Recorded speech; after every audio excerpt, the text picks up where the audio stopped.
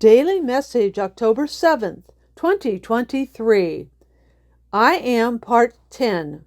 In Isaiah 6 is recorded the calling of Isaiah by way of a vision, in which it is written in part, Then I heard the voice of the Lord saying, Whom shall I send, and who will go for us? Then I said, Here am I, send me. Such was also the case for John, who was called to both receive, write, and send to the 7 churches the book of Revelation, while on the island of Patmos, an Aegean island in the north of Greece. Included in John's vision in part was the Son of Man who appeared in his glory and splendor, whereby John reacted in this way. When I saw him, I fell at his feet like a dead man, and he placed his right hand on me, saying, Do not be afraid. I am the first and the last and the living one, and I was dead, and behold, I am alive forevermore, and I have the keys of death and Hades. Even though different in appearance, Jesus' reassuring touch and the words, Do not be afraid, should have felt familiar to John.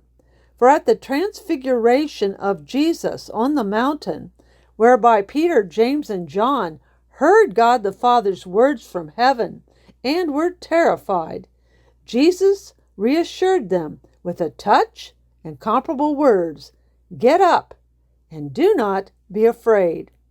After his reassuring touch and words in Revelation 1 verse 17, Jesus then linked himself to both Yahweh, the great I Am of Exodus 3 verse 14, and to that which John was an eyewitness as one of Jesus' original 12 disciples, that is, to Jesus' crucifixion and resurrection. It was through said suffering, death, and resurrection that he most certainly won the right to have the keys of death and of Hades. Because Jesus holds the keys to both, thankfully, as believers and followers of Jesus, we don't have to fear death or Hades. Thus, let us not be afraid to stand strong in the Lord, for just as Jesus reassured John and his fellow believers, we have access to God's strength to face the trials of this day as well. With love to all, Pastor Cheryl.